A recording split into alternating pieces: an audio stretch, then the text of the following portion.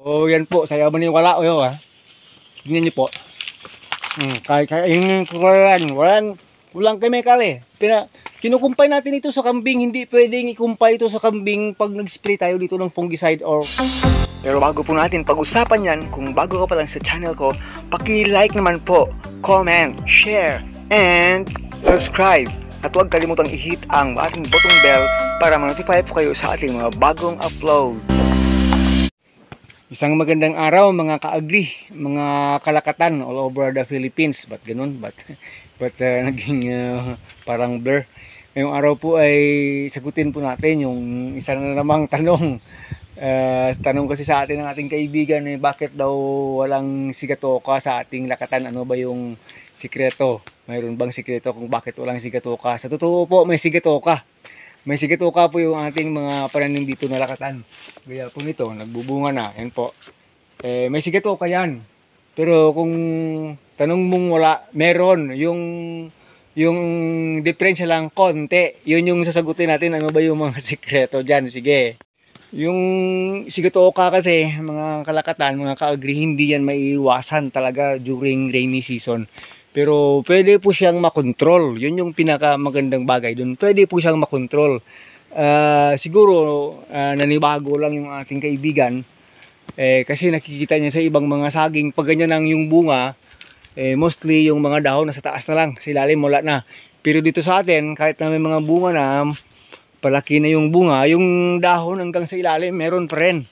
At marami pa rin dahon, umaabot pa nga minsan 15 ito, umaabot ito 15 yung dahon hanggang 14, 15 ito rin, yun po, malaki na nga yung may laman na nga ito ayan po, medyo may laman na nga ito pero umaabot pa rin yan hanggang sa taas 15. So yung sikreto po, sabihin na natin sa inyo lahat yung pwede nating masabi dito kasi hindi naman tayo nagtatago ng sikreto. Yung sikreto po ay mabilis kang magdi-leafing. Pero yung isa sa pinaka nakita kong diferensya po, kasi na dati tayong gumagamit ng heavy chemicals, mas less po by experience yung sigatoka sa more on organic approach kaysa grabe na synthetic chemicals po mga ka-agri. Yun po yung isang sikreto dyan. Yun po yung nangyari dito sa ating sagingan, dito sa ating munting lakatan. Mabilis tayong magdi-leafing, yun po bro, sir.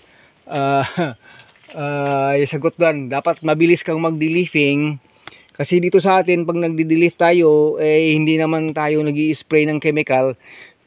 Pag sumikat po talaga yung araw, alam natin na at least 2 hours to 4 hours ay hindi yan mauulanan, doon tayo talaga nagdi-leaf. Yun po, kasi hindi naman tayo nag-i-spray ng chemicals.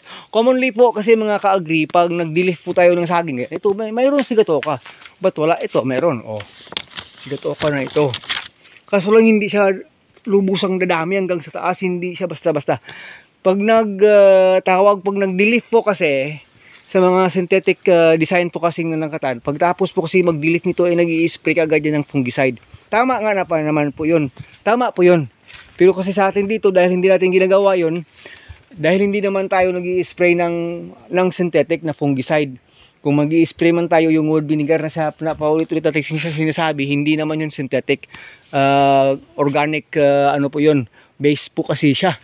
So yun, mabilis kang mag-leafing, dapat mabilis ka para maiwasan itong maraming tama ng sigatoka.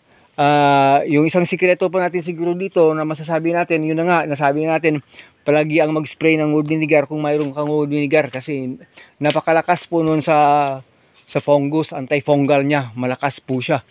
Kaya po nito, may mga bunga na, pero kung hindi ko pa kukunin yung dahon, ganyan pa dito sa ilalim, okay pa siya. Yung pangalawa dyan na kinuha ko lang kasi nakaano sa bunga, okay pa sa yung dahon. Pero tingnan nyo, dami yung dahon yan. Pag dahon ng usapan dito sa saging ko, marami yan kahit na matangkad na, marami talaga dahon. At kahit na matangkad na, yung dahon mula sa ilalim, kahit 1 meter, 2 meters mula po sa ilalim, kaya po nito, marami talaga dahon pero matangkad na po yan. O ganito may bunga, o yan po.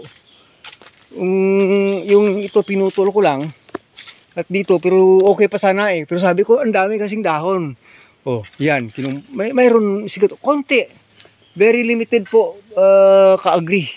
Yung magiging tama ng sigatoka.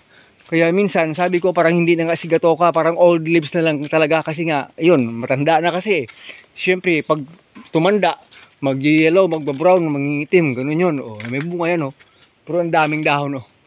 Yun lang po talaga ka-agree. Sagot doon sa tanong mo. Ewan ko sa inyong place kung heavily contaminated kasi yung area. Yun siguro grabe ang hirap makontrol yung sigatoka kasi karamihan po dito sa kabila ay magi 8 months na ito.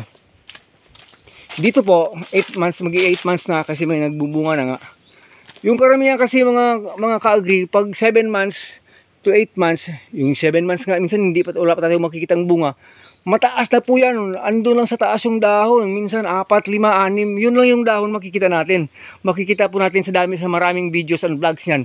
Yan sa Mindanao. Yan yung nangyayari. Pero dito po kasi sa atin, ganun, sarado hanggang taas. Sarado yung dahon hanggang sa itaas. Kasi masyado maraming dahon. Yung ibang nakikita nating vlog, nako, ang laki na ng space dyan. Malaki na.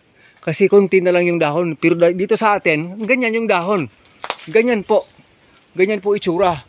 So, based sa experience po natin, mas malakas po yung resistensya ng saging sa sigatoka kung organic approach po. More on organic. Hindi naman tayo nag-claim na organic na ito kasi may integration pa tayo ng konting synthetic na abono. Pero yung approach natin sa spray, chemical free po tayo dito. Synthetic chemical free po tayo dito. Wala po tayong gamit na ganun na makakasama talaga.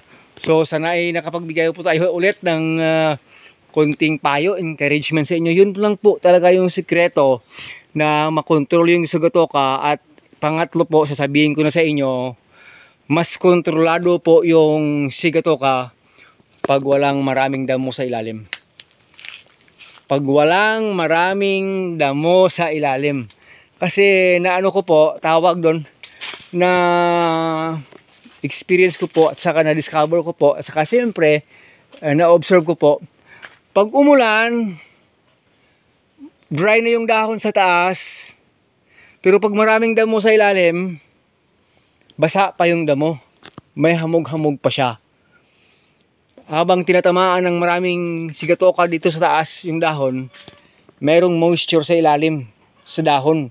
Matagal mag-dry yung hamog o basa sa dahon ng damo sa umaga.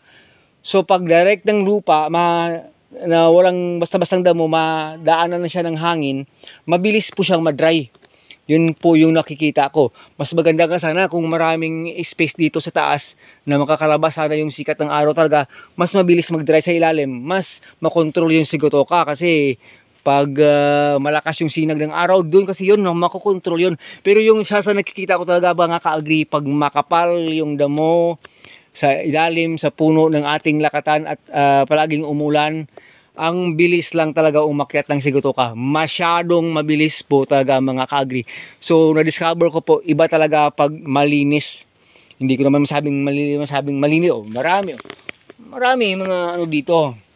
Yung tanong namin sa atin, nag-i-spray ba tayo ng herbicide? Nag-i-spray po tayo ng ating DIY na herbicide. Hanapin nyo dyan sa video ko. Click nyo yung popular kong video, yun po, yung ginamit natin. Pero hindi po natin ginagamit palagi yun. Dito po kasi mano-mano Dito sa amin talagang kailangan mo magsipag. Magmano-mano sa pagkuha ng damo. Bunot, gamitan mo ng pala, gamitan mo ng trowel, ganun po. Rake, anything. Mano-mano na pagkuha ng damo. Pag ganito na kasi yung dahon ng saging natin ay halos nakalapat na yung mga tip ng bawat isa na masarado na yung canopy po sa taas. Yung damo po kasi sa ilalim kontrolado. Hindi basta-basta lalaki at dadami yung damo sa ilalim pag wala na masyadong sinag ng araw na tumatama ng direkta sa lupa. So kontrolado po yung damo. At sa atin dito araw-araw po kasi pag napadaan po tayo, ayan, bunot-bunot lang yan, kinukuha, sige, kuha, ganun. Mga parang pag may time ka, pag tawagin ka ng sipag mo, mga ganito, ayan, bunot-bunot lang yan. Siyempre, pag nabidyohan po natin ng malayo, parang tingin mo puro na lang brown. Kaya sabihin mo malinis, pero sa totoo po, hindi naman po siya 100% na malinis. Yun po. Yun po yung mga nakikita nating possible na answer sa tanong paano ma-control yung sigatoka. So maraming salamat po. Hanggang dito na lang po. Again, Agritechnics TV po. Nagbubunga na po yan dito. Papasok na ng 7 months. May nagbunga ng 2 puno. Pangatlong puno doon. Ito yung itsura. Mula sa ilalim marami pa talagang sanga at dahon. Mga ka-agri. Hindi naman katulad ng iba na masyadong malalaki, matatangkad, makakapal yung mga malalaki yung puno kasi ito ay more on organic. Pero makikita po ninyo, pagdating po sa sigatoka control, walang spray ng fungicide. Yan ang mga sinasabi nating mga Day10, kung ano dyan. Wala po. As in, wala po. Baka ayaw nyong maniwala. Dilaan po natin yung mga dahon ng saging dito kasi pag nag-spray po tayo, may makita po kayo niya mga bluish or white sa dahon po pag nag-spray. Dito po wala po yan mga ka-agri. O yan po, sayaw mo wala o ha. Tingnan niyo po. Kahit yung walang chemical eh. Kinukumpay natin ito sa kambing, hindi pwedeng ikumpay ito sa kambing pag nag-spray tayo dito ng fungicide or insecticide po. Wala po talaga. Gusto niyo. Iwan ko sa inyo. Dito lang naman sa ilalim yan. Sa mababa naman yan. Pag nag-spray ka, hindi mo pwedeng kagat-kagatin to. Nako. Masisira yung buhay mo. Hanggang dito na lang. Maraming salamat po.